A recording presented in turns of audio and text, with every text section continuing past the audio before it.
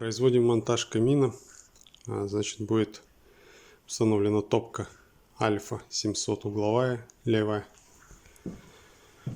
Значит, чем интересен этот камин? Тем, что труба пойдет вот в таком коробе до самого верха и уйдет в крышу.